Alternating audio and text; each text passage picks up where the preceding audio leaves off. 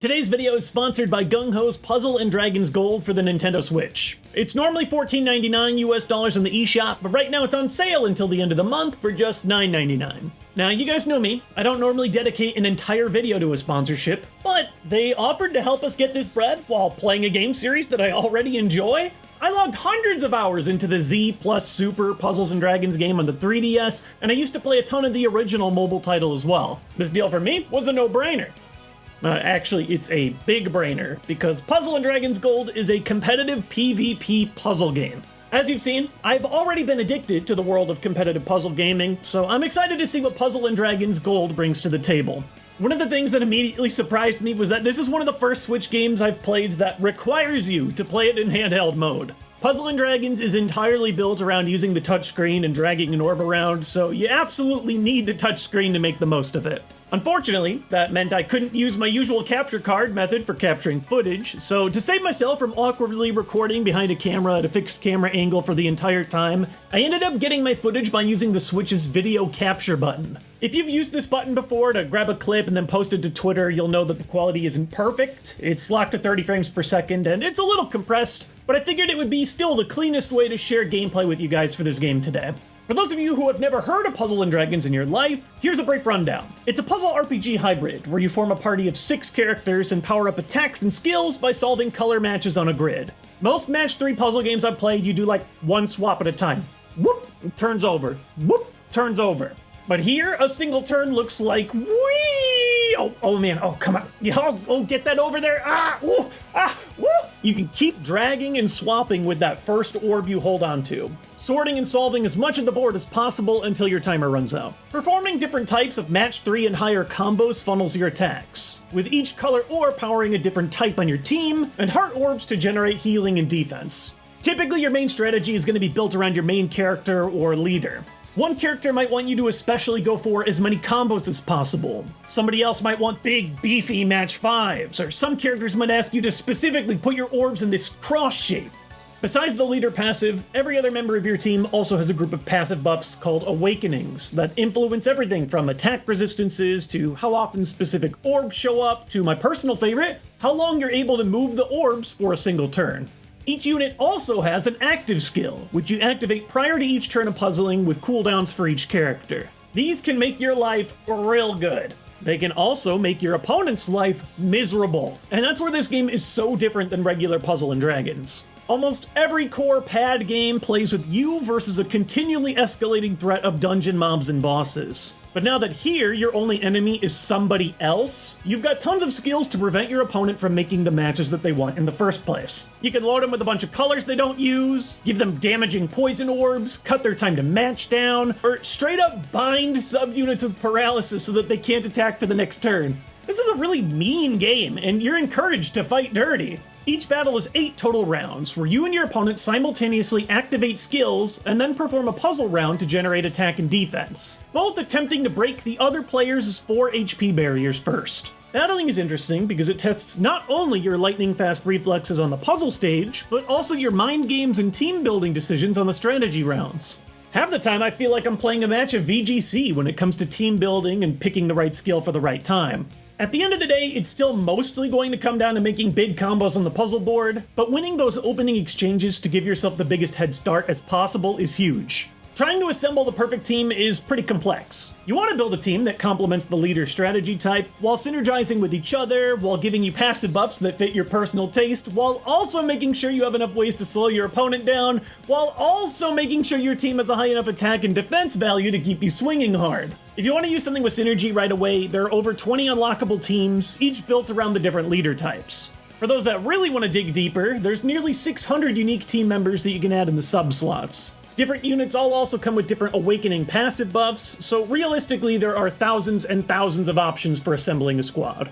You won't start with all 600 though. Besides collecting the pre-built teams, you'll be collecting new units from the egg machine. Oh, I've got some bad memories from this guy. Now, I know what you're thinking, because I was thinking it too, but thankfully there is no additional currency that you can buy with money in this game. This is Xenoblade 2 style gacha, where all your orbs are grabbed in-game from winning matches, completing story missions, battling the AI, and leveling up in general.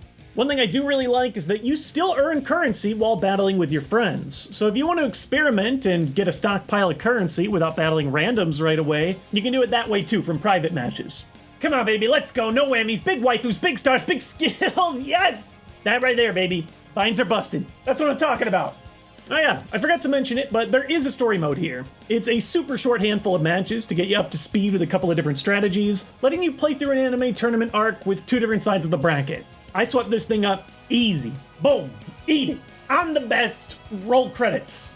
Other side. This girl is a professional idol and professional gamer. Joke's on her. I couldn't make it as an idol, so therefore I am only a pro gamer, and therefore I have twice the time to dedicate to one job. Boom, boom, boom, roll credits. Now you guys have seen this before. I am the puzzle game pro. I was born for this kind of gameplay. I think it's only right to share my skills. No, skill isn't the right word. My art. It's only right that I share the masterpiece that is my exquisite gameplay with the rest of the world against real people. Even though this player from Japan has dozens of levels on me, I should easily be able to excuse me? Oh no. Oh no. Oh no. I'm bad. Okay, so there is one huge difference with this game compared to classic Puzzle and Dragons. In the original game, you got all the time in the world to analyze a board right before you start moving. You can sit there and stare at it all day, theorizing what goes where, planning your every move. You got options. In Gold, you have so much less time to think. And if a skill happens that changes your board, you might have just seconds before it's time to start solving. And you gotta do that every round. Clearly, I'm gonna have to train up. These tutorials are for babies. I know how to do a basic match. Oh, come on. I can make this line in my sleep. You gotta be kidding me. Yeah, I can easily solve the whole board in just 5 seconds. Wait, what? By far the biggest skill is just learning common patterns for setting 3 orbs together. Learning stuff like, oh yeah, if there's a triangle of orbs like this, I can either push right through the middle or do a loop-de-loop around the side to match 3. And if there's a right angle like this, you can follow through for it for an easy triple. It takes time, but the more I started to recognize these basic patterns, the more quickly I was able to solve them no matter what the board gave me. Another helpful skill is learning how to move orbs from anywhere on the board. And you can keep moving something by drawing small circles over and over again in the same clockwise or counterclockwise direction. Once you get the hang of it, you can even rotate a vertical match into a horizontal one. The next big skill was learning optimal solving order. It's one thing to learn how to solve 3 orbs in a row, but another to learn how to clear a whole board without accidentally undoing your solutions along the way. There seem to be 2 common strategies for this type of play. The first is using the bottom 2 rows for your horizontal matches, and then giving yourself verticals at the top. The second is dividing the board into halves, trying to fill one vertical half of the board into matches, and then moving to the second half. The next huge tip for me was a new tip, literally. I'm a big hands boy, and using my fingertip to move the orbs around ended up blocking a lot of my screen visibility. By using any cheap rubber tip stylus, I found that I could reduce my hand strain and increase how much of the board I could see at a given time. And finally, the biggest strategy to complement learning puzzle matching is just learning the team comps that work well. I'm not great with crosses, and I found that I enjoy going for simple 3 matches the most, typically formed around teams that have a strength set in one monocolor of support. Rex, for example, gets a huge 5x multiplier just for using a skill on any turn, so I found that filling my team full of cooldown boosting skills and awakenings helped compensate for my lack of talent on the board. Another character I like is Theo, who requires big combos to do damage, but also gives you 3 extra seconds to match every turn. 3 seconds doesn't sound like a lot, but when you're trying to do this every single round, that's like a lifetime of time. I'm still learning what's optimal, but in general, the more that I stuck to one strategy, the more I started learning, and the more I started winning. And in time, the faster my brain started processing the constant area of shapes and colors being thrown at me, and I got better and better and better. Plus, the more you use one leader, the more unique skills you unlock for them, giving you even more options to work with. Like this skill from Rex. Will you be my wife? For you, Rex, yes, absolutely. Overall, I enjoyed my time with Puzzle and Dragons Gold. It's definitely very different than my past experience with the franchise. It's the antithesis of regular Puzzle and Dragons. Instead of something that's relaxing and slow-paced, this one is frantic and competitive. But just like anything competitive, the absolute best part is learning how to improve and push yourself to that next level. Thanks again to Gung Ho for sponsoring our channel, and thank you guys as always for watching my stuff. If you're interested in learning more about Puzzle & Dragons Gold, you can check the link in my description, or check the game out for yourself in the Nintendo eShop.